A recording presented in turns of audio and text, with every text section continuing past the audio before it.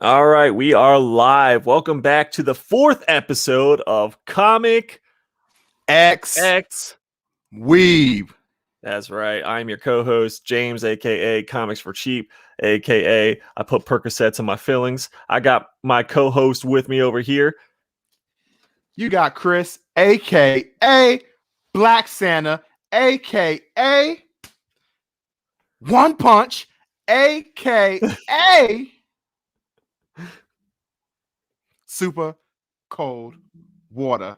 Speaking right. of which, Please go ahead. I got a tweet. I got a very, very special treat for everybody. You know what I'm Treat. saying? Okay. Because it's like a good news, bad news thing, but because of how bad everything is going, I feel we should hit the good news first, for real. Hit us with the good news. And go with the good old the treat that I got for everybody. I finally was able, because now I got shareholders, because everybody know this album's gonna be fire. And I was able, my agent was able to get the shareholders to agree that I could finally spit some bars. We had everything set up, but unfortunately, Dino got sick, so it's it's all good. But what I'm saying, I was given the okay to spit some bars. So are y'all ready? Without further ado, spit the bars. You ready, Dino?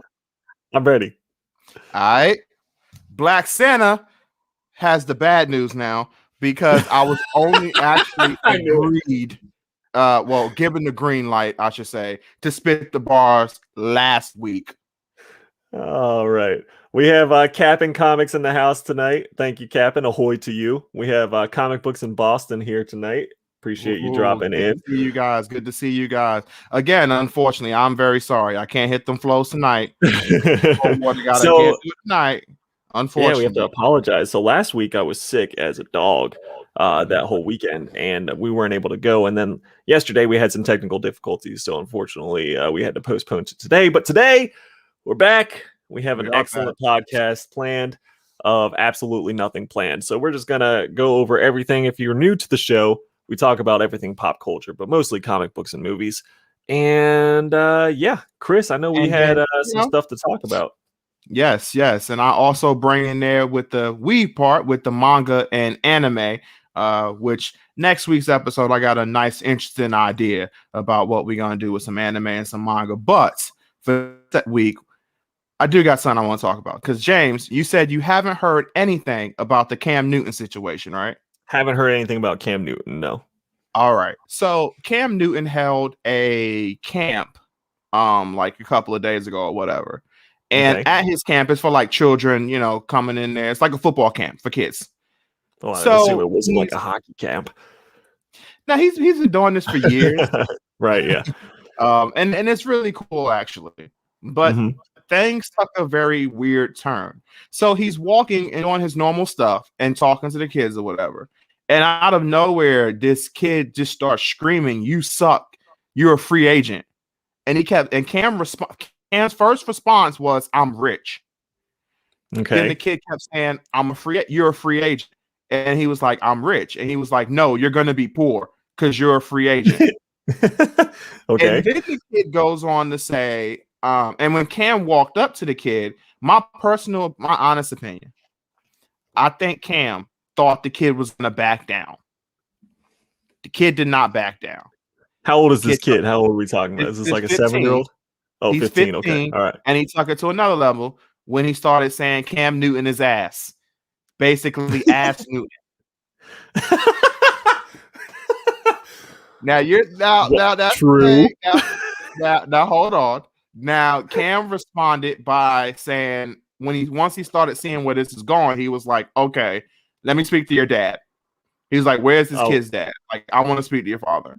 He's like, "Who's your dad?" And it went from there, and Cam talked to the parent ever, and then eventually the kid and given an apology that it was weird. It felt like it was written, and it wasn't really sincere, but it was an apology. So here's my thing now, real quick. Here's my thing that I'm gonna get to you on. Okay. Cam, I think this kid, and I'm gonna hit deep here. I think this kid, an internal message that Cam was battling himself when he was like, "You're a free agent, your ass and everything." That Cam might have some inner demons wondering how good he is himself. Can he get back to what he was? That being said, that kid went way too far. And this situation went way too far. Now, of course, social media, there was a lot of people on social media against Cam saying, oh, he responded by saying he's rich. What an asshole. Okay, maybe not the best way to respond. But again, this also shows the negativity of the fact that we all know about this because somebody took their phone out and saved it, where 5-10 years ago, that would have never happened. They wouldn't have had a phone out taping everything. And this kid should be grateful that Cam Newton has this camp and has this kid over there. Cam is a grown man, and technically the kid was wrong because at that point in time, Cam was not a free agent technically. But either way, Cam Newton is a former MVP. He was voted by his peers at that time the best player in the NFL. He went to a Super Bowl. This dude is not some bum or some average Joe quarterback. This was Cam Newton. And he allowed you to come to his camp. And this is how you disrespect him? By coming at him and saying all these things? Dude, and this brings me to me. I went to a Yankees game when I was younger. And you know how much I hate Boston, the Red Sox. Yes, and I know. Boston in general. So it was a situation where Big Poppy walked past us. We was sorry, D. If you're still in the chat, sorry, D. Huh? I was saying sorry to Comic Books in Boston if he was still in the chat. Oh yeah, that's right. Yeah, no, I love you. You know what I'm saying? Subscribe. So Big Poppy walked by and gave like a fist bump to the fans and everything, and I fist bumped him back. I was not going to disrespect David Ortiz because of something like that, like a kid to a grown man like that. Like that's just beyond disrespectful. And what that kid did was just no, you can't do that. And of course, he went on to say that his parents didn't raise him that way. His coaches didn't raise him that way. The part that made me concerned about the apology, he was like, my competitive juices started going. So as a competitor, I just started yamming back, which that made no sense whatsoever because you wasn't going against Cam. You wasn't even playing. This was a situation where y'all was talking. Here's my thing.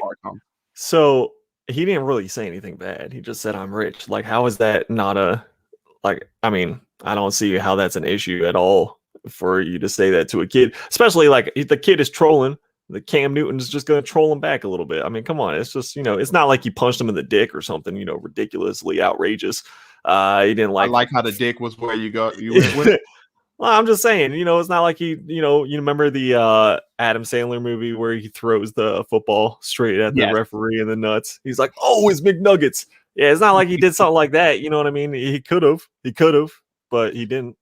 It's just a 15-year-old kid talking trash. So Cam Newton talking trash back, and I don't even like Cam Newton. And this story is just like, why is this even a story, really? It's like if you can dodge a wrench, you can dodge a dodgeball. Exactly. You can dodge a wrench. No, it became so bad. Yes, I love that's probably still my favorite sports movie, or I guess you would have called it a sports so movie. Good. But it's my favorite sports comedy hands down. But no, it's just, and to wrap this up a little bit, it's just like social media, because of their disrespect, like a lot of people hatred for Cam, of course they're going to look for to attack Cam. And there was people who was just like, what's up, Richard? What's good, Rich? Hi, good to have my boy in there, my brother right there.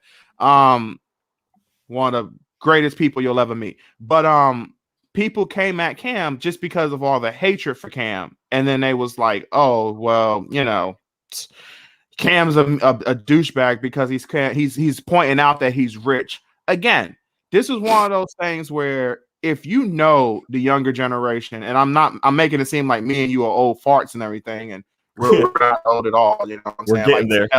We're getting there, but 10 years ago, we could still be around our high school type shit. So we ain't that old. But yeah. So because of all that crap, they're just like, oh, well, Cam is attacking. He's going after this kid. He's above that. He's above this. First off, in social media, when somebody comes at you, especially famous people and just anybody in general, you don't know if the person you're clapping back is a kid or not. And take it even a step further. If you're a regular person walking down in a grocery store and some kid that you don't know that's around the age 15, 16, 17 say something to you disrespectful, you're gonna respond back. Most people will respond back. Cam didn't say anything bad. It was more of a joke. And I really think he thought the kid was gonna back down, laugh, or do something like that. Instead, the kid kept going. And Cam handled it perfectly. He said, all right, enough of this. Let me speak to your dad. Because what Cam could have done is said, security, get him and let him take him out. Get him out of here. Right. Yeah, take him out of the camp. And I would have had no problem with that.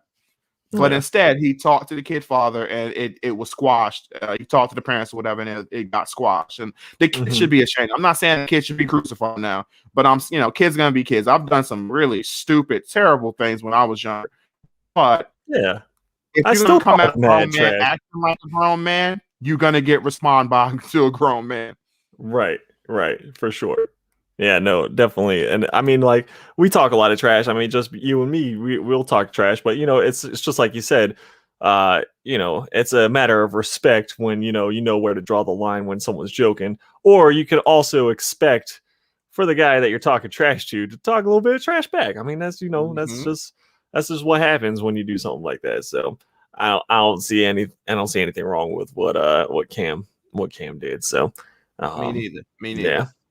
But while we're on sports, I know you just brought this up right before we jumped on live, that Tiger Woods in a car accident where it's looking a little bit better now, but it was a fear that he was going to lose his life, and when he went into surgery.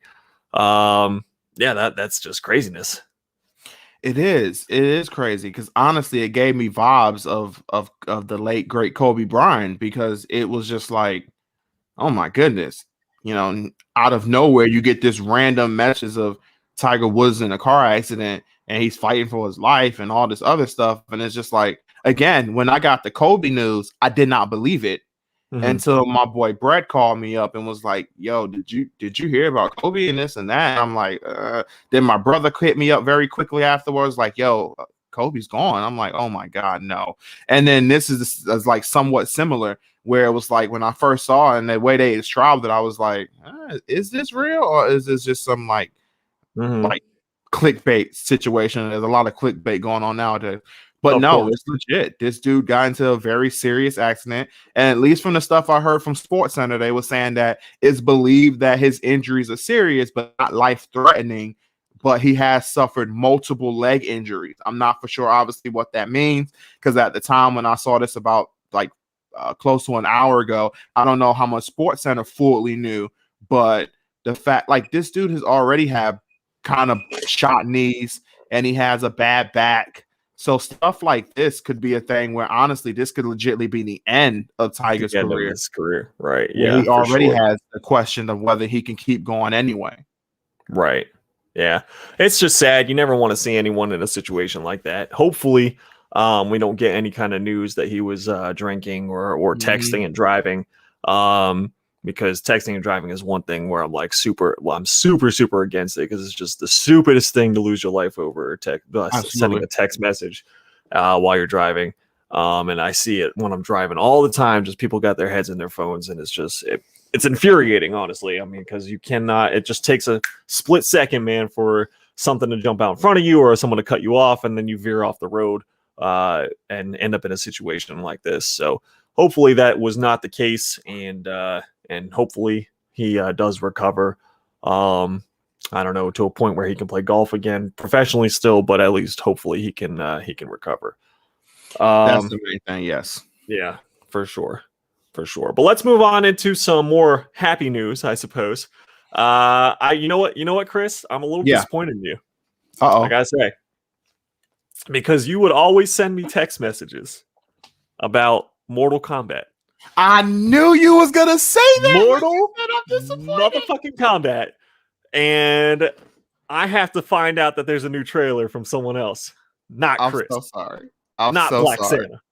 I'm so sorry. That trailer was freaking crazy, man. That was insane. And I don't usually get excited about like video game type movies. Every one that they've tried to do so far has been absolute trash. But this one, I was like, I don't know if like just the graphics have finally caught up movie wise, or if it was just like the trailer was just so hyped. But this one was just like, oh my gosh, like I might actually. I know it's not going to be a good movie. Don't get me wrong, but Okay. I might actually enjoy watching this movie more than like some video game movies in the past. Here's my somewhat clapback to that. Now, I agree with the Okay, first part of everything you said, but here's a little bit of the clapback on this part. go ahead. I can't even, when you brought up the fact about the graphics and everything, maybe that's the reason. Like honestly, this new Mortal Kombat movie, its only competition is the original Mortal Kombat movie. Mm-hmm. By saying that, that means King of Fighters was garbage. Mm-hmm. Tekken was Tekken was garbage. such garbage. Street Fighter was garbage. I don't even think I watched that one. Yeah. You don't want to. So it's like all of those movies, which came out later on, especially like the King of Fighters and the Tekken stuff. It's like, well, how come those movies were straight garbage and they would have had, better technology than when Mortal Kombat 1 came out? But Mortal Kombat 1 again is the best the best video game movie to come out. If anybody got other ones, please let us know. But that was the best one to come out. It's got to be just a matter of budget, man. Like I'm sure that budget-wise, those who's gonna really invest a lot of money in Tekken or Street Fighter movie? Not. I'm not saying in games. Obviously, games. I was gonna say, hold on now. No, games have been proven solid. They will 100% invest money into game development and everything like that. But as far as like a movie, like how far can you really go with a storyline about the movie? You know what I mean? And it's like how much interest do you have? It's going to be an R rating, which means kids aren't going to be able to go see it. So it's like all these things factor into the budget wise of the movie. But this one, it's like it almost seems like, hey, we just had money to shit our way, and let's just throw it at this Mortal Kombat movie and see how good we can really make it. And from the trailer, man, it had me a little excited. I have a few concerns where Kano looked like, oh my god, like Kano looks like he could be the breakout star. He shows charisma. He shows just how like he seems to be very funny, witty, and he's gonna have some fun. And was also hilarious to me, Kano was kicking Reptile's tail, and it's like, well, Reptile's a jobber. And if wrestling terms, jobber is basically somebody who makes the other person looks good. That's their only real job. They're not gonna win many fights. They're just to make the other guy their enhancement talent. And sure, Kano's a jobber too. So the fact that Kano's like a chosen one, it kind of had me laughing. But I'm concerned about the fact that I forgot the guy's name. Cole. His name is Cole. I think it's Cole. Wasn't the guy named Cole in the movie? I can't remember. You're probably gonna know more. It's not Cole. I'm sorry, but I know it was some generic name. But I'm wondering, is he the main character? I know when some links came out years ago, they were saying like a dude who was like a boxer who had a kid was to be the main character, and that set off a lot of red flags for all of us Mortal Kombat fans, because it was like, look, if your main character isn't Scorpion or Liu Kang, then you got some problems. So it looks like the main cast. I just looked it up right now. It looks like the main cast is going to be Sonya Blade, Scorpion, Kano, Sub-Zero, Cole Young, Raiden, Liu Kang, Shang Tsung, Major Jackson, and Melina, and Kung Lao. Okay. Cole, when I'm Cole is like, I'm wondering, is he going to be the main character, the protagonist? Where again, if your protagonist isn't either Scorpion or Liu Kang for terms of like a lot of story reasons, Scorpion just because he's the most popular Mortal Kombat character. I mean, he's the face of Mortal Kombat, no matter how you look at it. And when they did that, because I remember I showed you a video of the animated movie that came out, and you wasn't the biggest fan of that one, but Scorpion was unbelievably cool in that. And of course, they made sure he was the coolest one, because again, it's Scorpion. I'm just a little concerned about Cole being, if he's the main character. I don't know, but he might it be like should be. the main person introduced to the whole thing, and since he's like Yeah. new, but then Scorpion's like the main dude who's like been established as one of the fighters in Mortal Kombat. Either Of way, course. man, at least the trailer made me like want to watch the movie. So the trailer did its job. We'll just say that. So when it comes out, I'll be like, hey, you know what? I'll give it a watch at least. All I know is this mistake won't happen again. Because like I kid you not, every day since the trailer, I was like, I should send James this trailer. He might not like it. I should say no. I'm gonna make sure I continue the path of giving you that little like information.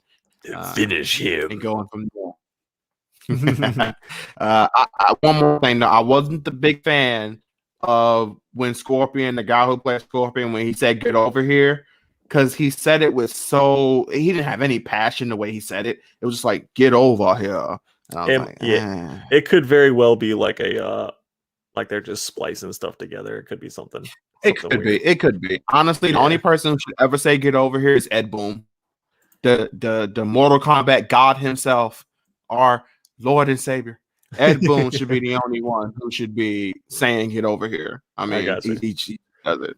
The cast is, I mean, it's obviously a lot of people that that are like no-namers in the huge Hollywood film industry, but like it looks like a lot of martial artists and legitimate actors, and I love the diversity of the cast as well, which is and just that whole part, just everything that we know so far, just the cast and the trailer. I'm just like, hey man, you know what? This will be a fun movie to like drink a couple beers and watch, and just watch Sub-Zero shove an icicle straight through someone's fucking neck or something. You know what I mean? Just something crazy. Dude, that was so cool. When he was fighting Scorpion or whatever, and he cut him, and the blood, he turned that shit to an icicle immediately. Dagger. Yeah. I was like, that's cool and creative. Yeah. That's very cool and creative. Yeah. And like what he did to Jax, where he broke Jax's arms. Yeah. That was really cool too. They've been changing how Jax's arms get broken. I guess somewhat spoiler if you haven't played Mortal Kombat 9, which came out in like 2011. 10 years ago, spoiler. If I ever played that game and plan on playing it today. Like so his arms got destroyed in that, which became basically the new canon because of time shenanigans. But his arm got destroyed by Ermac, who used his psychic ability to just crush his arms basically while they was in hell fighting another round fighting. And he crushed his arm or whatever, which was really cool and graphic and looked at badass. But this here looked at really cool too. This dude Sub-Zero just freezes my man's arms and just I was like, wow, that's cool. Yeah, no, for sure. It was all puns intended. All pun intended. Yeah, no, that was definitely it was definitely exciting for sure. And then the other movie news that we were going to talk about was the movie that you saw that I haven't been able to see, but I've seen the trailer for this one too. I forget the name of the movie, Chris. Remind me. I believe, and again, I'm trying to remember myself, but I believe it's either I think it's Wally's Wonderland. It's either Willy's or Wally's Wonderland. But oh my goodness, dude. Yep, are you Wally's Wonderland? Yeah, it is Wally's Wonderland. Okay. So are you okay with some spoilers? No, Willy. I'm sorry, it is Willy's. You're right. I'm sorry. Okay, I knew it was one of the two, either Willy's or Wally's. I knew it was one of the two, so it's Willy's. Willy's Wonderland released February 12th, so about a week or so ago. Yes. And I was sent a trailer. This is actually pretty funny. So I was sent a trailer in a group chat, and this guy sent the trailer. And thinking, it's Nick Cage. It looks like a corny horror movie or whatever. He's thinking everyone's going to hate on it. He's laughing at it already. We all watched the trailer in the group chat, and all of us come back with, yo, that looks like a sick fucking movie. Like, all of us are super hyped about this movie. And I hate Nicolas Cage. Like, I can't stand Nicolas Cage at all. And I was like, man, this might be Nicolas Cage's best movie yet. And like, all seriousness, like this might be the one. And this dude was just like, really? Really? We're all gonna praise this how this movie looks, really? Like, yeah, man, it looked pretty dang cool. And then you actually I haven't been able to see it yet, but you actually got to see it. I have. Again, it is relatively new. So do you want to hold off on spoilers? Let's hold off on spoilers. It's a little different than WandaVision. Yes. So Yes. yeah, let's give it at least a couple weeks for people to watch a Yes. movie. But Rather than like non-spoiler a show. wise, the movie is extremely entertaining. It is funny, and for what it is, it's exactly what you would want it to be. Because Mhm. again, it comes off looking like a Five Nights at Freddy movie, and Okay. is basically somewhat similar to Five Nights at Freddy in a whole lot of ways. So it's a really good movie, and it's funny. And the performance of Nicolas Cage is shocking, but very good for what he's Shocking, but supposed very to good. be and what his character is. It is amazing. And he was definitely the highlight of the movie in a That's very awesome. good way. For what the movie is, it's a good movie. It's funny. Well, there you go. It hits its plot points very well for what it is. So Willy's Wonderland, we all have to watch it. I need to watch it Yes. very soon. Yeah. Yes. Yes, you do. Uh, you know what movie I just got to watch this last weekend actually? What's The that? Equalizer with Denzel Washington. Just while we're on movie stuff, I know it's not a new movie or I anything. don't think I've seen that.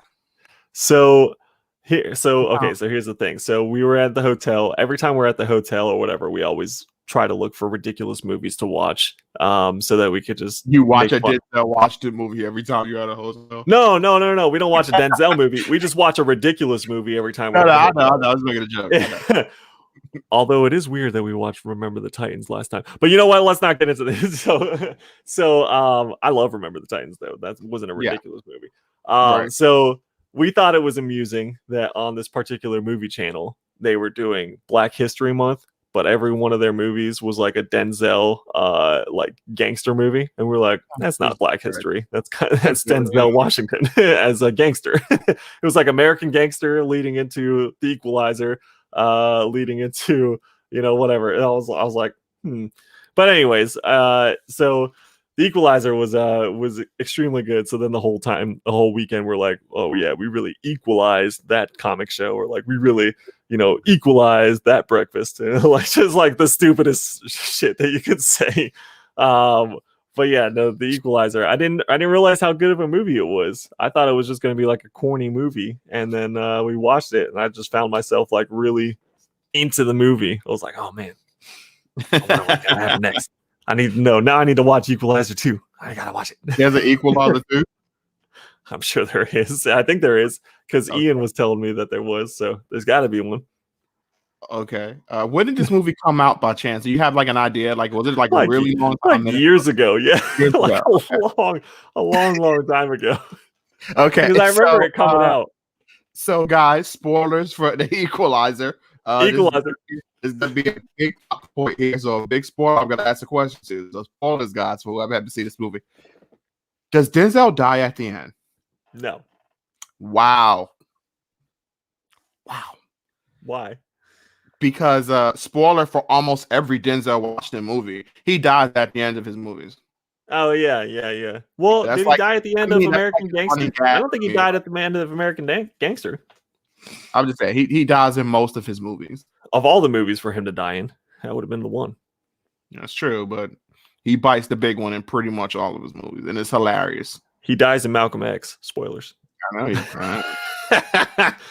Yesterday we're packing freaking orders for our auction, and Justin looks up from his phone. He's like, it's Malcolm X's birthday. And I was like, no, he's dead. He's like, no, it would have been Malcolm X's birthday. I was like, oh, okay. I was like, pretty sure it's not his birthday today, man. Ain't nobody celebrating with the cake and candles. Whoa, there's a lot of people celebrating Malcolm X's birthday. I'm just saying, there's no one serving him cake and candles. You know what I mean? Like, it would have been his birthday for sure. How do you know what's going down in hell or heaven? Hell. Or heaven. Oh shit. Consider some of the things. Either one. He could be any one. I don't know. Oh man, it's too But funny. you don't know what Too he's funny. getting served right now.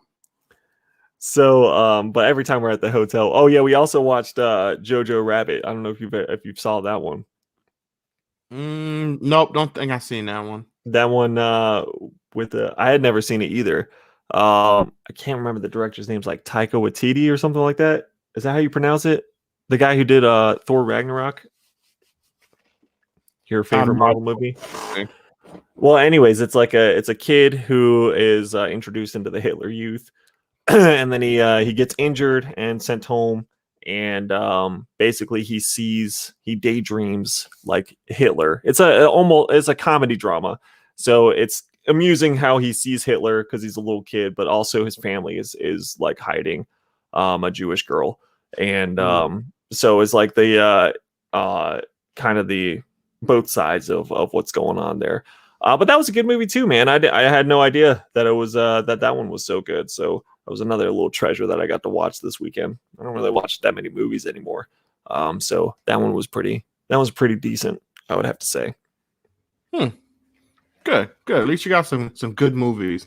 Now I think it's time to go a little bit on somewhat of the bad side of things. And bad side of things.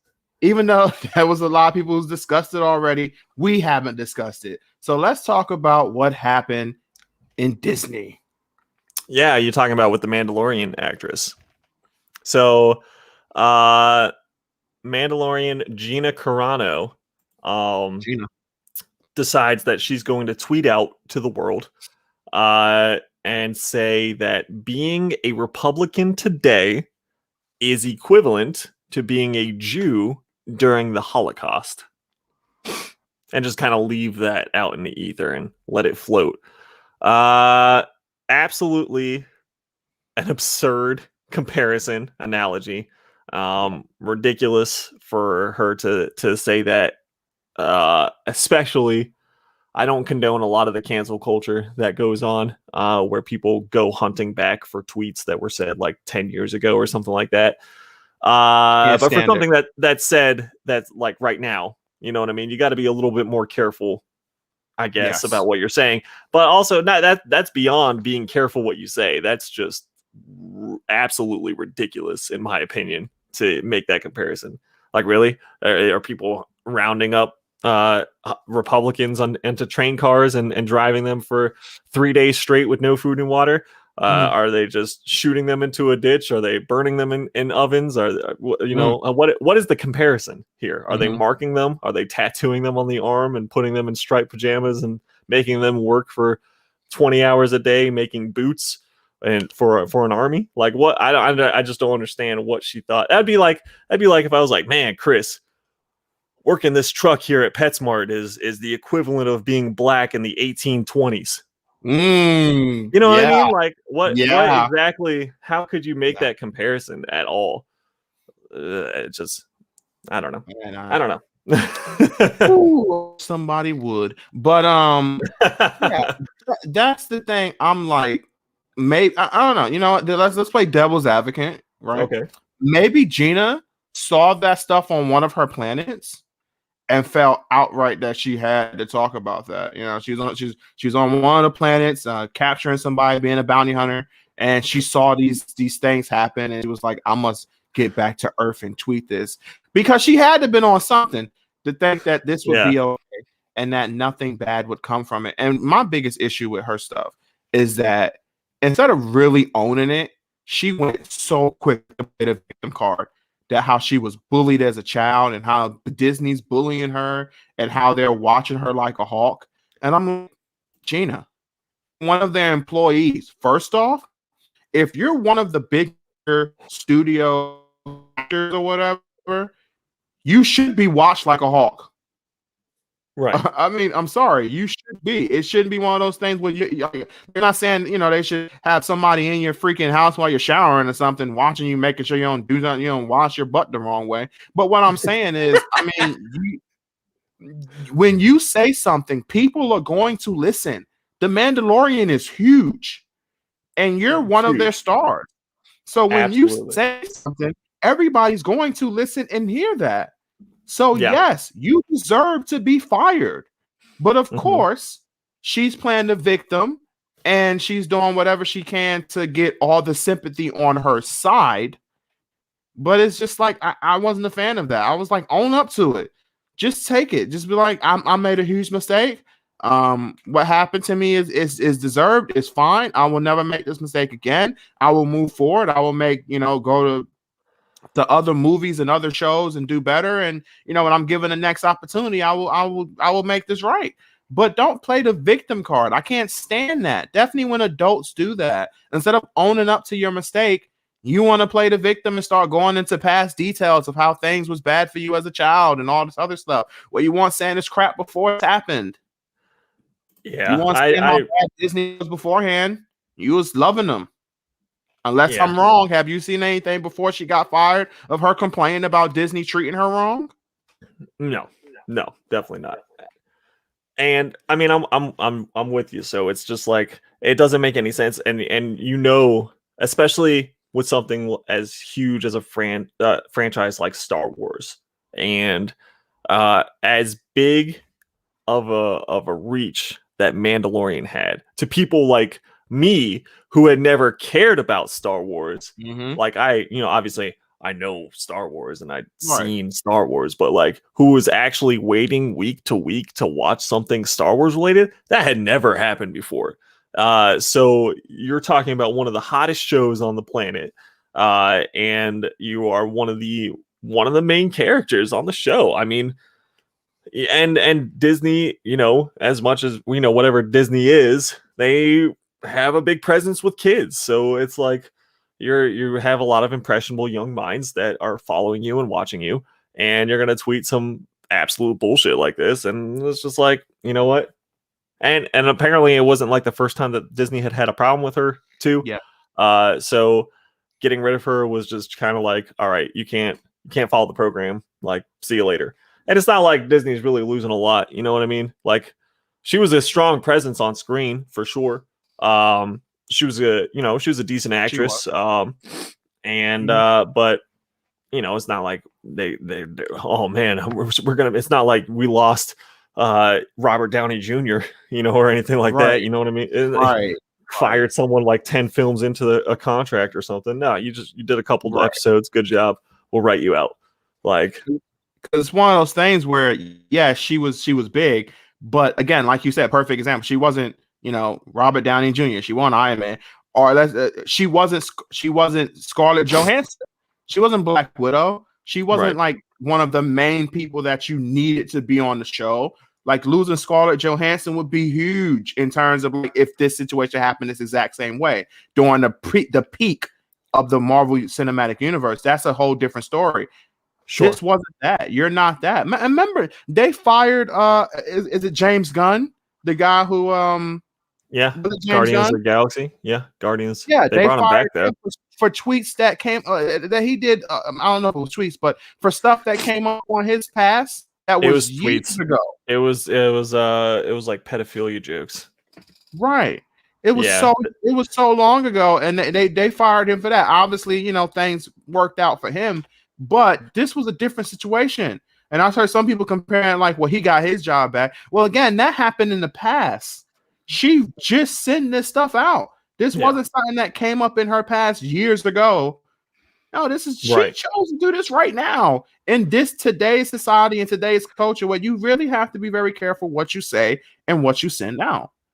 How many times do you and I, when we worked together, where we would make a joke and then like 2 seconds later we'd be like, you know what? If someone had heard that come out of the back room, like that could have been a problem. Like and it was even that wasn't as bad as like this tweet here. So it was it is what it is. She made her decisions and now she's trying to play the victim and whatever. Sorry to see you go. Yeah. But either way, deuces.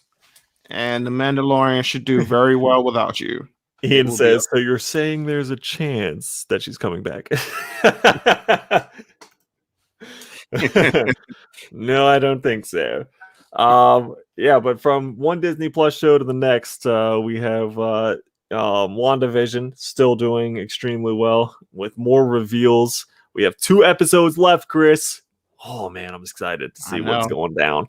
I'm excited to see what's going to happen in these last 2 45-minute episodes, and it's just going to be.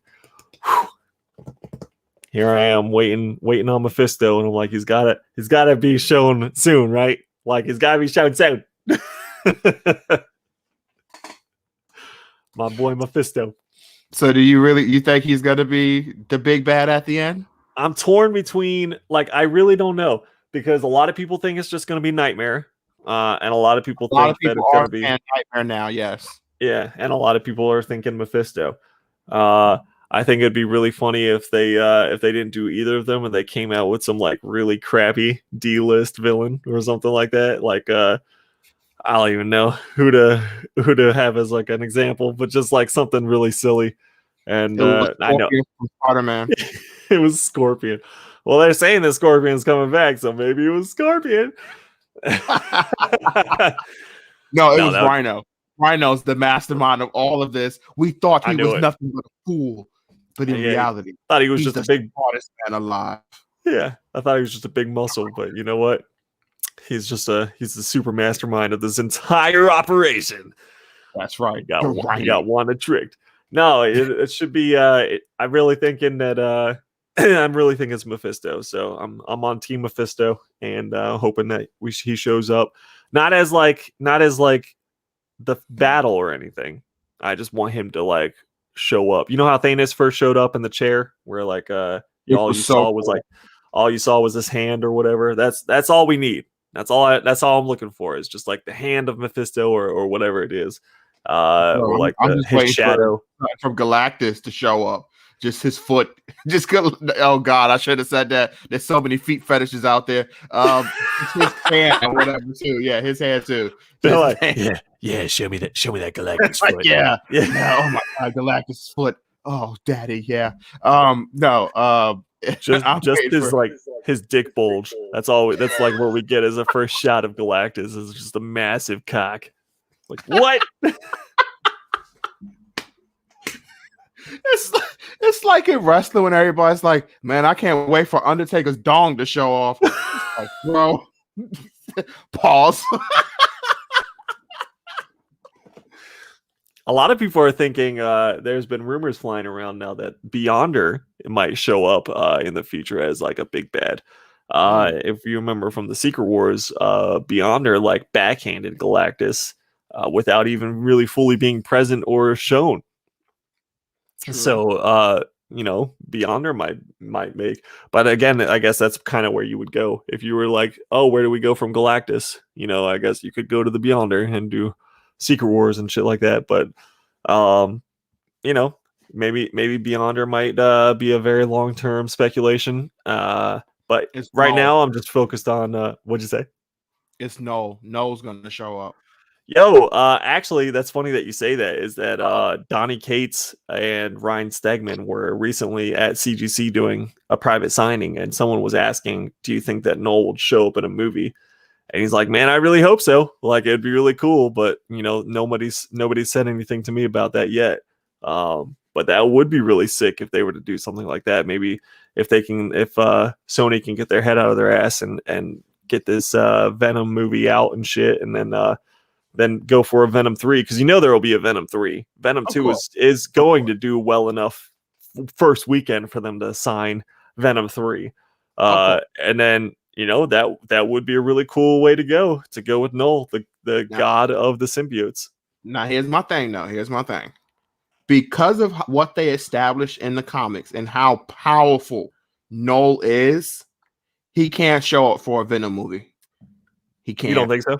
You think he'd be like an actual big bad? Or unless it's just a teaser of him, like, we might have, like, they bring up a reference of him of a planet or something.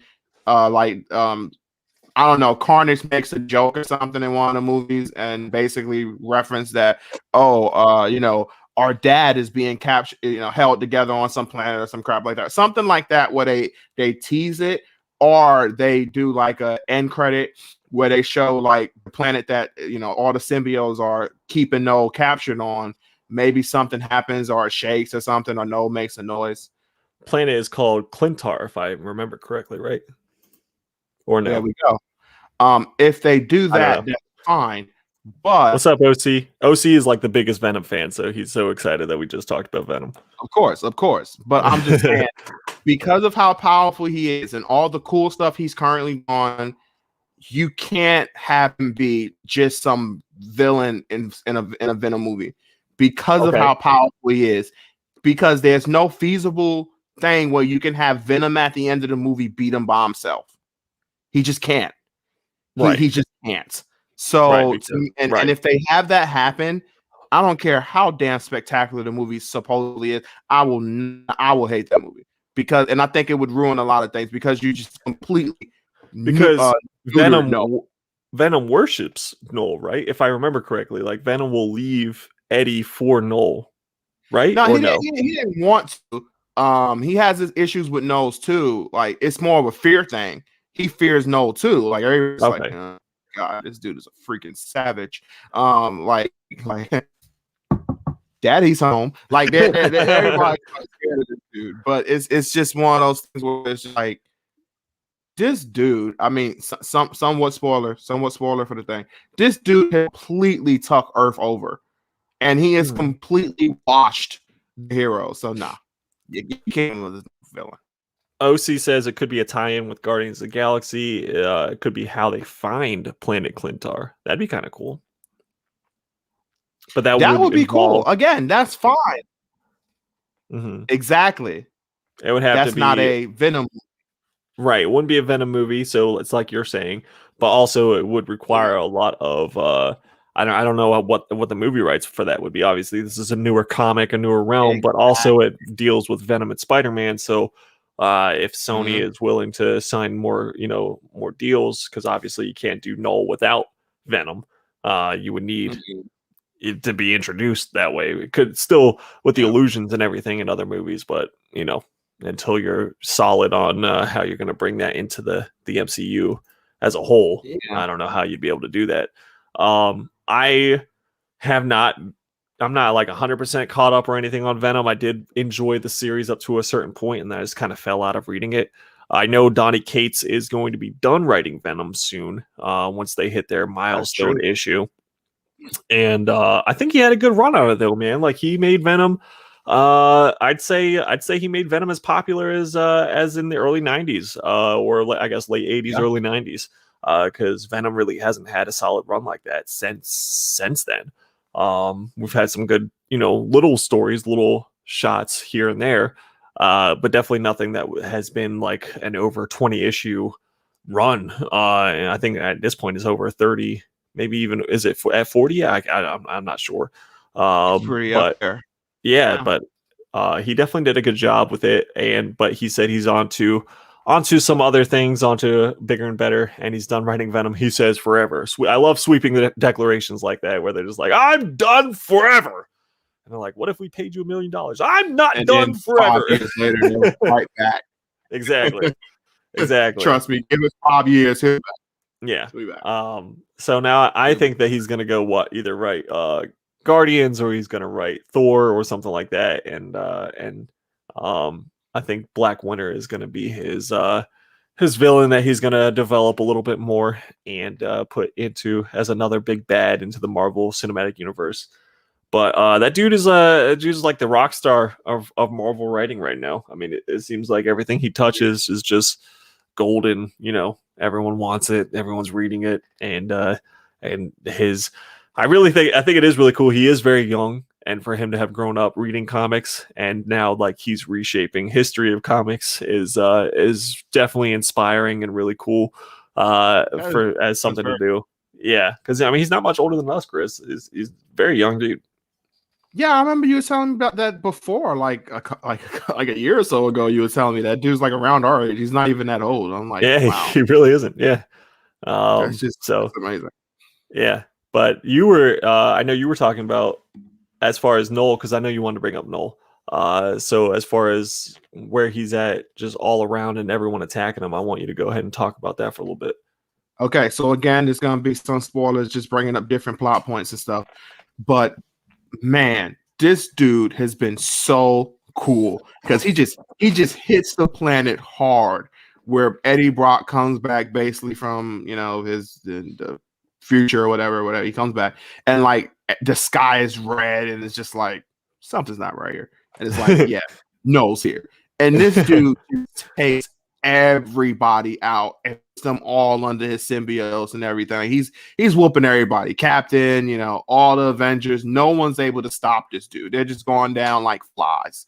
And if you're that and that's what I was bringing up before. That's why he can't be a person just a random Venom and a villain, even if it's like this is Venom 3 or whatever, and he's the final Venom movie until Venom joins the MCU or whatever, legitly, whatever. He just can't be because of how powerful and how it's taken everybody to join forces to take this dude out. I mean, Thor comes down like a badass from the heavens, and he's just like, all right, it's go time. And he starts trying his best and putting in work, putting these blows in, doing a good job. And then Noel's like, all right, let me get a little serious here. And then that fight's over. And then Thor's done. And now Thor, you're working for me now, brother. Like, this dude is just that powerful where it's like, you can't have him just be a regular enemy. He has to be a big, but that's the thing that's so crazy and so cool. Marvel has so many opportunities and so many really powerful villains to take over from Thanos. But of course, it's like when you bring up with the rights, it's hard to be like, well, we can use no, we can't, because we have to do Venom stuff. We have to get Venom in there. We don't have the rights to Venom. We barely have the rights to Spider-Man. So no, we can't. So that's always the wacky part about the whole thing. But something else that was really cool, and I don't know if this is one of those things where, because it's kind of weird with Black Panther. Again, it's just terrible what happened to Chad and his. Yeah, that's, oh my God, that's just terrible. But his death, in a way, has like boosted Black Panther even in comics, where they're looking for real reasons. And again, this is my opinion. They're looking for reasons to like really make him come across as badass, because he was one of the only people to actually fight Noel and do extremely well. Black Panther was? Black Panther was. He was able to fight Noel. Now, of course, this wasn't like Noel at full power, but he was still able to do better than others when they fought like a version of Noel. Like, he was able to handle things and save Wakanda. And Wakanda's like basically one of, if not the only true safe haven where Noel was not able to take over. Wow. Okay. So like they put Black Panther really smart and really strong, and showed his strategic ways in a whole lot, and this is a great way, and showed his power at the same time, like just showing what he can do and how he can handle a situation. Not always happen to be completely the strongest, but being smart and having the tools to become strong. And like they've done a great job with that. So I really love the Black Panther stuff that they did in there.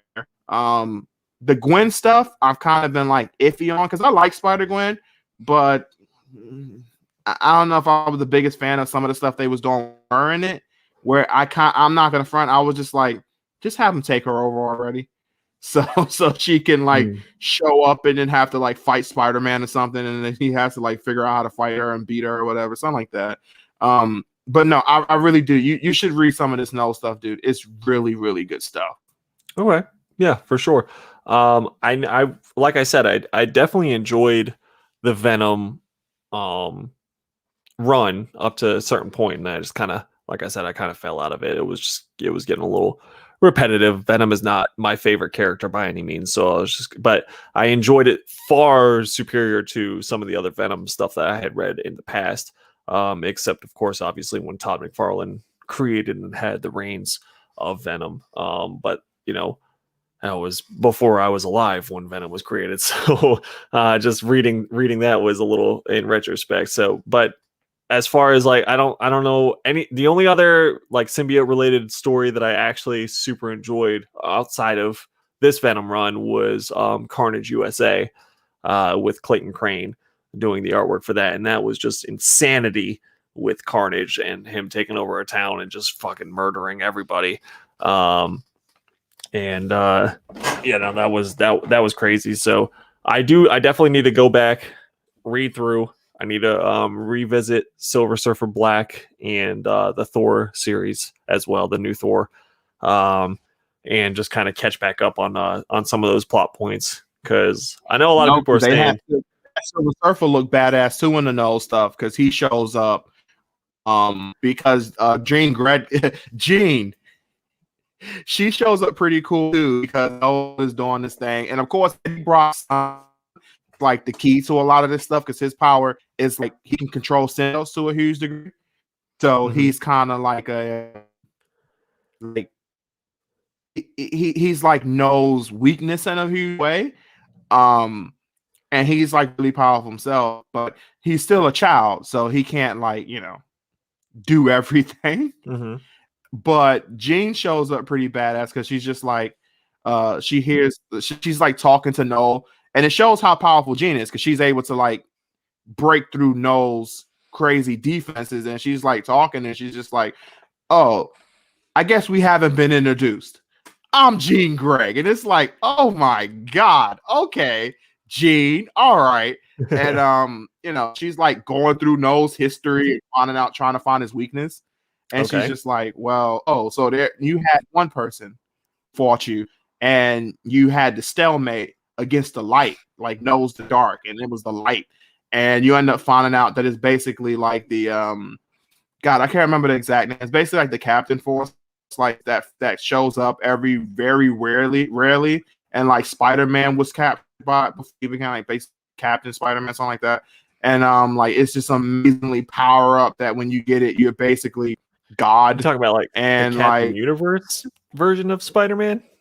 Yeah, basically that force. Yeah, it was that. So now you finding out that force was for Noel, and now they're giving that a legit backstory. Wow. And they're like, oh, that, because in the past it's kind of been like up in the air what this thing actually is. Right. So so this force is like looking for a host that's capable of fighting Noel. So it briefly takes over Silver Surfer. And he goes in there and he gets through to the planet, because the thing is trying to get on the planet to fight Noel. So when it gets through, it leaves Silver Surfer, and his Silver Surfer's like, oh, so I'm not the one you're looking for. You're looking for somebody else. Well, you can obviously you can guess who the actual person it was looking for was. Venom. So Eddie is basically the chosen one it's looking for. But the thing was, Eddie was dead up until this point, because Eddie died. Noel killed Eddie. Spoilers. You gotta read this stuff. It's pretty crazy. You said what? Spoilers. I had spoiler before it. No, I know. Heavy spoiler. You unleashed it. No, I'm with it. So I definitely need to read through it. What I've been reading recently is The Boys. I'm trying to get a little book club going with one of my buddies, Dave, for indie books. So I've been reading a lot, still catching up on The Boys, and from there we're gonna do like Ice Cream Man and Invincible, which Invincible has the show coming out on Amazon soon. So the little animated show. I don't know if you were aware of that, but there is a show coming out. So hopefully that's good. He's super excited. I think he said he saw like first couple episodes or whatever, and it's really, really good, because there's like an Amazon preview membership. I don't know what it is, but basically he got to see the first few and he's super pumped about it. So that should be good. And but that's where I've been doing my reading, and then obviously I got sick, and then we had the trip this weekend. So my reading is a little bit behind, but now this week I get to sit down and read some. I wanted to do what we were talking about the last time we were on, which was Planet Hulk. So I'll have to catch up on Planet Hulk. And I know they've got the show on Disney Plus too that I could rewatch, because I've watched that for sure. But I'll read main Planet Hulk storyline, and then maybe some of the tie-ins, because I know there's a lot, and then into the World War Hulk too as well. Yeah. But then I'll have to catch up on some of the other the Null stuff. Yeah, that's the thing that's interesting. The Incredibles or whatever, or Invincibles. The The Incredibles. The Incredibles. The Invincibles, I'm hearing that like they are going ham when it comes to like their copyright, apparently. Like a bunch of YouTubers are being like completely getting copyright strikes if they show anything up there, apparently. Like they're going ham right now with that thing. I don't know. For sure. Because like I said, it's like a special privilege to be a part of this group that has the preview, like the first episode or two, because it's not released yet. They released a trailer, but they haven't actually released to the public an episode yet. So I would assume that anyone showing anything Invincible wise is gonna face the wrath of whoever owns, whoever, whether it be Amazon or, I wouldn't want to fight Amazon. Golly, Jeff Bezos is crazy. Well, I wouldn't want to fight any of the major things like Disney, Amazon, Nintendo, Microsoft. I won't want to fight any of those dudes because definitely, if you're like just a regular person, you're not being able to beat them in a battle. If they send you a letter saying cease, no problem, problem. I'm not like you. Not even a fight, bro.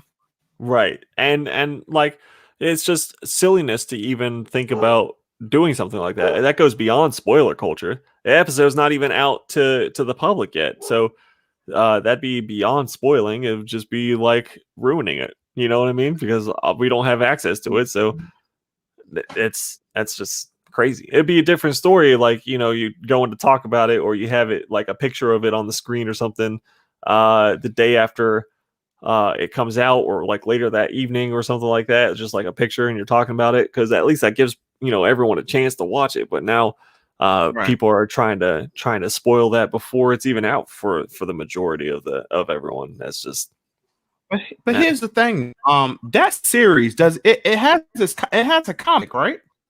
Yeah. Mm-hmm. Okay, so even from if Image, it was written by Ryan Otley, I believe. All right. So even if you're reviewing stuff from the comics, they're still hitting you hard. Like they don't want anything apparently coming out. Oh, so even if you're talking about interesting. Yeah, even just talking about stuff, they're hitting people on that. Oh wow. I had no idea. Like they're like, no, like don't say nothing right now about us. Like shh. And I'm just like, what is going on? Dang. Well, I mean, the book has been out for a while. Like, it was not a very high print book, for sure, until maybe a little bit later into the series. It started to gain a little bit of traction.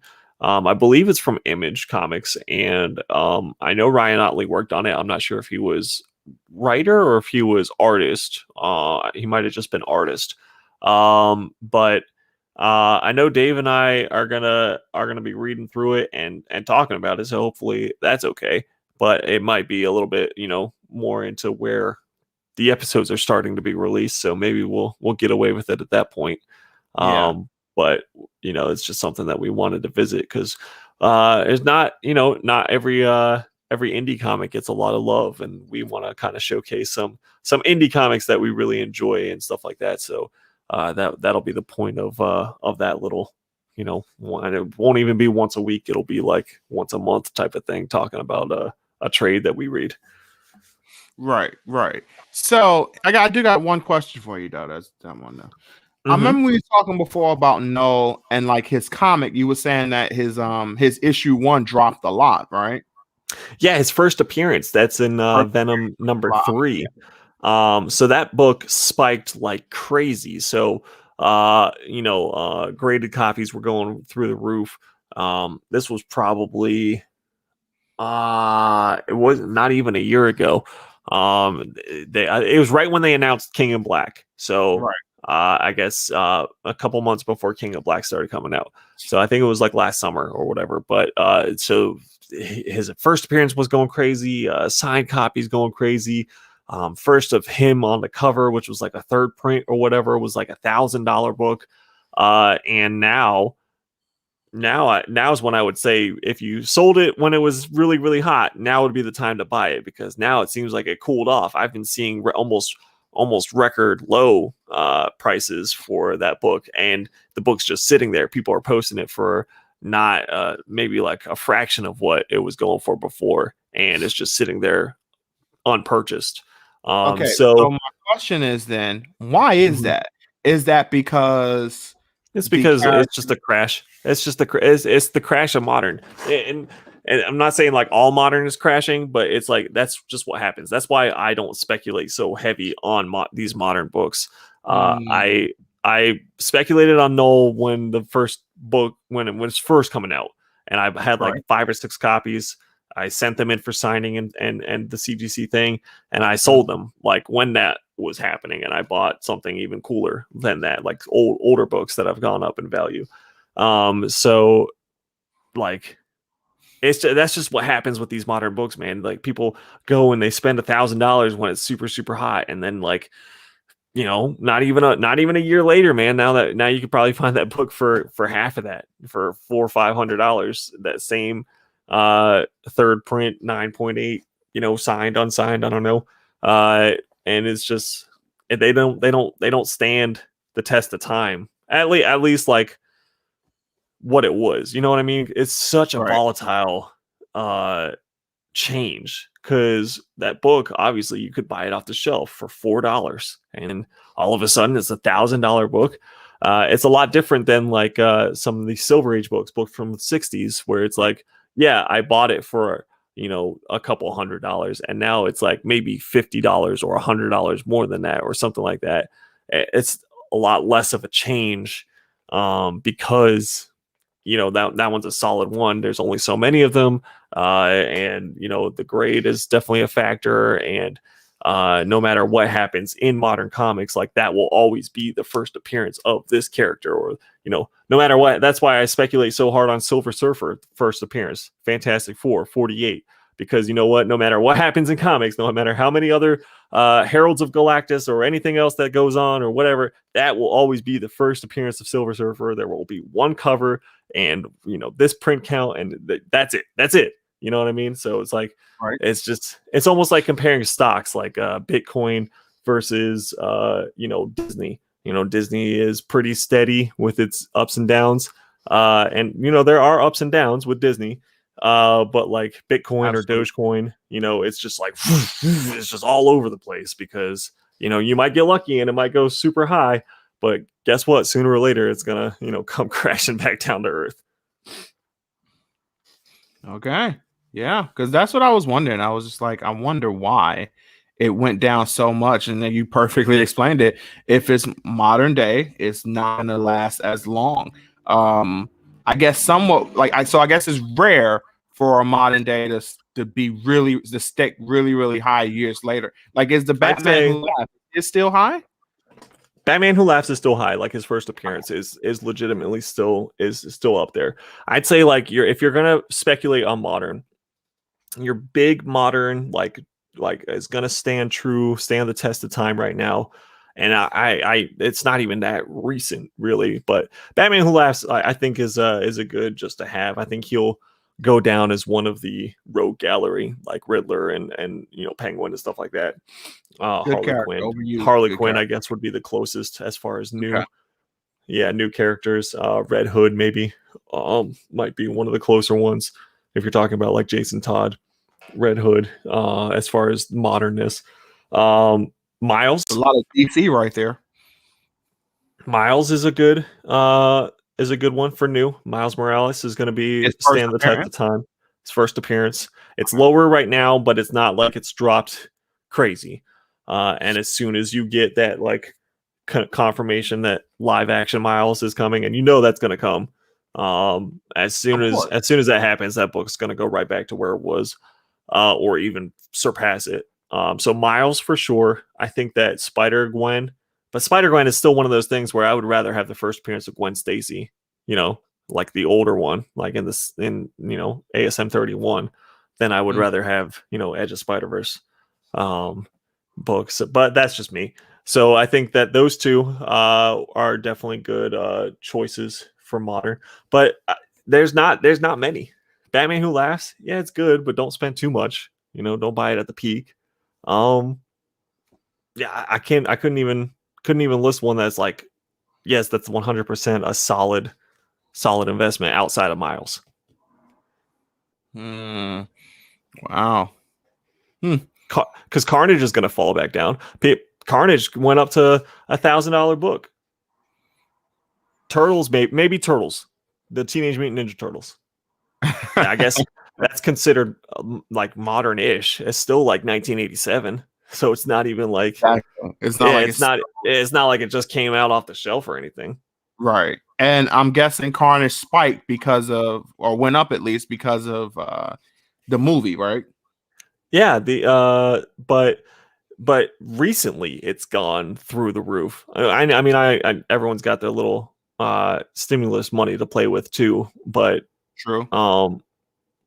It just makes no sense because the movie keeps getting delayed and delayed and delayed, and that book just keeps going up and up and up. I figured it would have gone down. I figured I would have gotten another copies easily, but I mean, I've got my 5 copies because as soon as the first Venom movie came out, I was like, that's a book to get right there. Boom. So I just kept buying them for like $100, and now a 9.8 is surpassing $1,000, and I'm like, what is happening? What is even happening? A lot of it, like, I'm sitting here, I watch this, for a living now, and it's like I watch these things go up and down, and I'm even baffled by just like what books people decide are worth $1,000. Teenage Mutant Ninja Turtles Adventures #1 is $1,000 book. This book is a book for children. It was a book to sell toys. Like, that's all. Bebop, Rocksteady, Krang for the children. Chris, it was the first appearance of them having different colored headbands. That's the significance of that fucking book. It's $1,000 book now, Chris. It makes no fucking sense. People are just it's just, it blows my mind. And then someone said like a newsstand copy is $2,000. I was just like, I'm done. I'm out of here. Wow. I can't do it. Well, bro, Ian says ASM 300 will always buy a dang 300, and Venom heads are a cult. Yeah, ASM, he's not wrong. So Amazing Spider-Man 300, the first appearance of Venom, is what I guess, but that's another book. That's like 1988 or 1989. Right. So that's another one that's like as far as modern goes. Like, if you're thinking modern, it's like a book that just came out in the last year or two, right? Like for the last couple years or so. Well, or even going with like, I don't know, 2010. Let's go that far. Yeah, let's go 10 years back. There's not many speculations is like 10 years back where it's like I feel like that is a safe bet and will stand the test of time. No, there's really not, because these books will be like $1 one day, and then 1 week later something will come out, or there's like some silly announcement, all of a sudden it's selling for 20. For an example, okay, this is the most recent one that has been like the stupidest thing that I've ever seen. So X-Force 1, the one that had a print count of a million copies at least. All right, it was polybagged, and it came with a card, like a little sports card, almost like one of those Marvel cards. So recently, with all the sports card craze now that's going on, Rob Liefeld said something about the one that came in X-Force 1 with Deadpool is Deadpool's rookie card. Okay, he had to say it that way. It was his rookie card. Like, motherfucker, it's a superhero. He's not an athlete. He's not a rookie card. Like, all right, so this book, fall stuff now, this book was considered for some reason the card is desired. Okay, it's Deadpool, whatever. Deadpool people are crazy. We already know that. And so this book, now that because of the sports card craze, now it's like kind of creeping into Marvel cards and whatever. And then Rob saying that it's his rookie card for like 2 days. That book all of a sudden was a fucking $40 book, from $1 to $40. like for 2 days, and then it came crashing back down, and now nobody gives a shit about it again. But that's what I'm saying. Like, that's the thing that's happening right now, is that, like, if you don't jump on it right when it's like, oh yeah, I have a copy of that, let me put it up right now. If you don't do it like that second, it doesn't matter if you post it like 3 days later or something for 40 trying to get it. It's going to go back down. And then if you buy it for 40, you're an idiot, because you should know that in a couple days, it's just going to go back. Down. Yeah, it's going to go back down to nothing, and you wasted your money like a dumbass over fear of missing out on a book that there's literally 250,000 copies of that particular one. This is not something that, like, oh, there's only 8,000 made, or like some of the lower print Spawn or something there's only 10,000 of them or something like that. No, there are 250,000 of them out there, and probably you could find a whole box full of them if you wanted to. But that's just my personal opinion and gripe about that particular subject. Nah, that's good knowledge right there, bro. Hitting these dudes with that knowledge, son. I've just seen I've seen some craziness over the last couple of weeks, man. It's just, I don't know, people are just done with their money, or like they legitimately don't know, what they're doing. They're new to the game, and people, they see something's hot, or because collectibles right now are just are on a new level. And that's every collectible, toys collectibles, sports cars collectibles. We see what's going on with the stock market, with GameStop. The internet's just manipulating everything right now, and people have either their unemployment checks or their stimulus checks, or whatever you want to say is the cause of all of it. They're just bored as fuck because they can't go out and do stuff, and they're cooped up at home, so they're buying collectibles and stuff. But whatever it is, I've never seen anything like this. Yeah, that's true. That is 100% true. I remember you was telling me you had an interesting story that happened over your weekend. It was a good time. We went down to Mount Pleasant, South Carolina. I flew Justin in. Ian flew up from Florida. He's got family here in Charlotte, so he's up in Charlotte all the time. So he came with us as well. And we went to Mount Pleasant, which is like the Charleston area of South Carolina, out by the coast, and went to a show called Captain's Comic Expo. And it was a good time, man. We had a lot of fun. It wasn't anything insane. It was definitely a lot better than the show I talked to you about a month ago, where it was like basically a hotel cafeteria.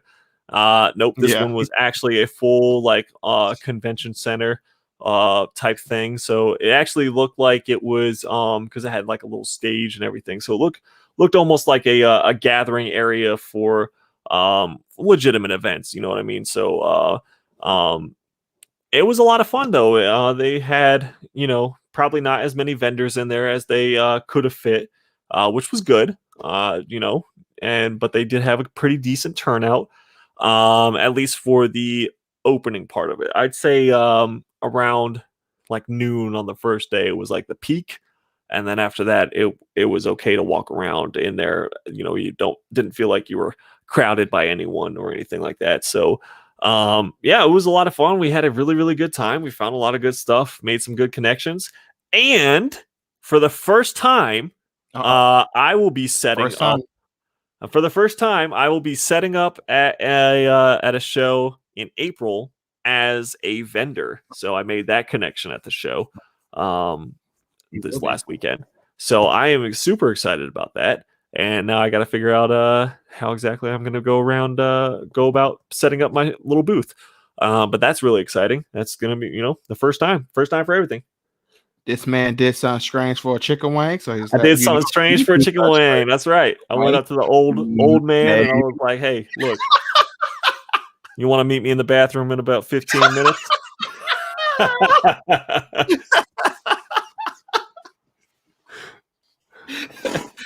Man said, let me take this chapstick out real quick.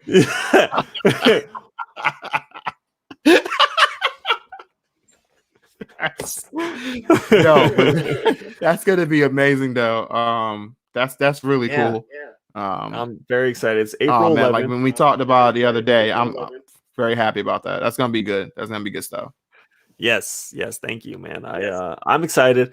Hopefully I can have I think I'm gonna have Justin come down for that one, and we'll just kind of set up. If anything, here's my thing. So it's not that expensive to set up right at this particular show, which is why I'm all over it. So it's like $100. And if anything, it gets me into the show, it gets Justin and Alexis into the show. We get to be there early, like when they open the doors for people to set up. So we get to do early shopping before the crowd comes. So that's number one. As far as like an advantage, I guess, and that kind of pays for the show. That kind of pays for itself right there.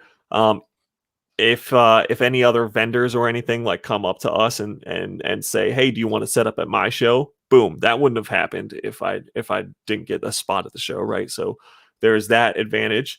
We have like a little home base, if we go by, and then we can set stuff down or whatever, and kind of chill without having to worry about, where can I put my stuff down. So that's kind of like a little advantage there.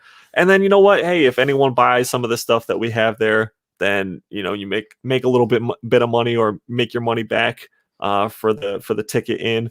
And there's an advantage there right there too. So I don't know how it'll go. I don't know how profitable it'll be or anything like that as far as selling books, but just being able to get there, get 3 people in there buying early, I think that pays for itself right there. Absolutely. Yeah. So that's definitely gonna be really good, really cool as well. So, and again, like you said, get your foot in the door. Yeah, it makes some of the vendors look at you in a different aspect, I think. Because now you're one of the boys, you're one of the guys. Because a lot of the people in my area know who I am. They know I stand out. I'm very tall, very tall, skinny, and pasty. So it's not like I can blend into the crowd or anything. They know who I am when I'm spending a lot of money every time I see them. They're usually going to remember you. Oh, that's the guy that spent $1,000 with me the last time I saw him. Right. So but now it's like, oh, he's pretty serious about it, and he's here, and he's almost like one of us, one of the peers now, instead of just this guy who harassed me for a couple minutes, bought some books, and then does his thing on Instagram or whatever. Right.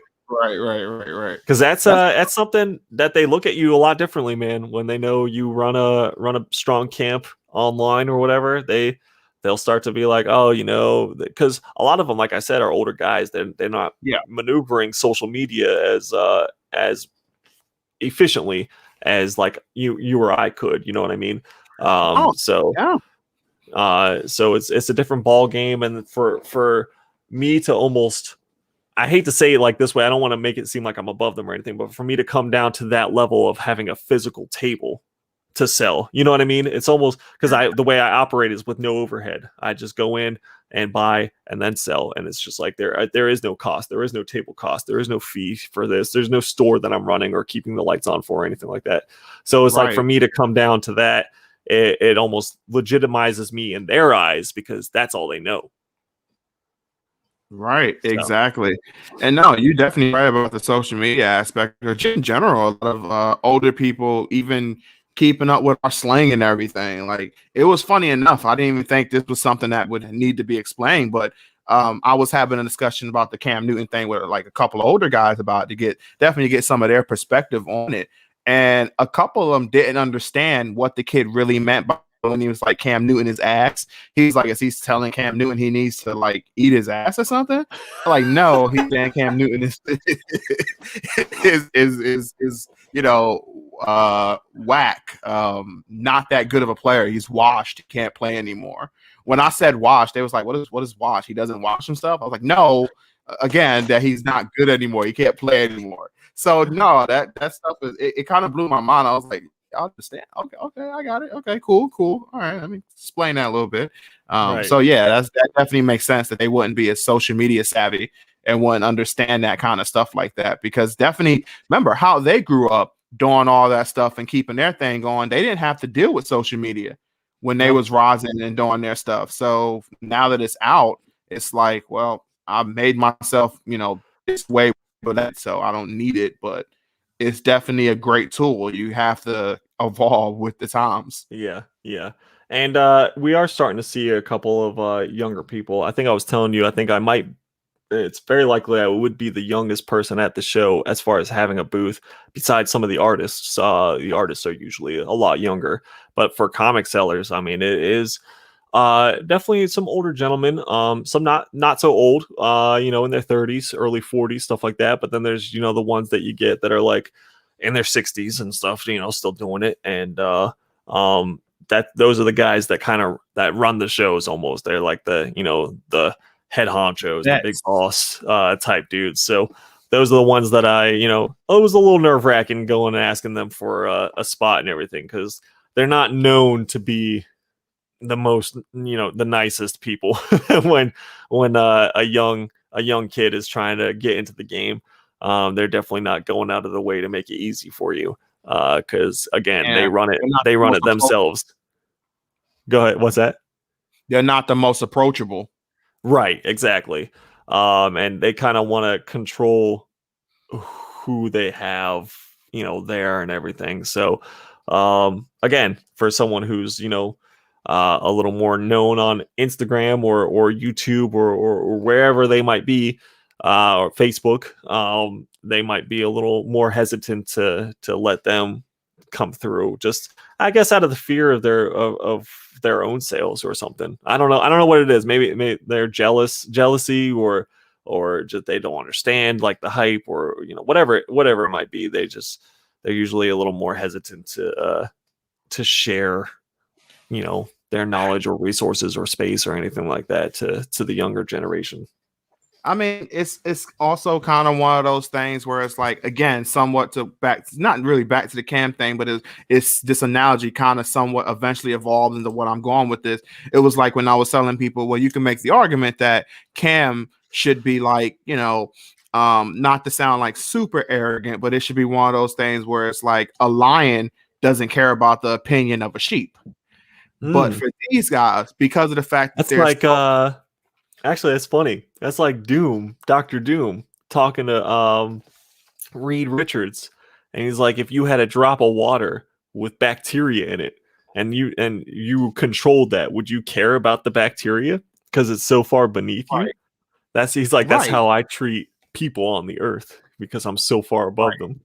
Yeah, no, that's cool. That's good. Yeah. No, that's right. So at least for these guys, it's one of those things where they're the old lion and they see the young lion actually coming up, and they're like, well, I'm not gonna have this dude just, he's already walked in, sat on my couch and put his feet up. You know what I'm saying? I don't want this man completely kicking me out the house and making his breakfast lying in my bed. You know what I'm saying? Like it's one of those things. They look at it as like, definitely considering they're older. They're like, well, this young guy is coming up and he's gonna take my shine. He's gonna take my food. You know what I'm saying? He's gonna stop me from eating. And I think probably how they look at it. Like they're like, nah, man, I'm not letting this young buck come in here and take my stuff.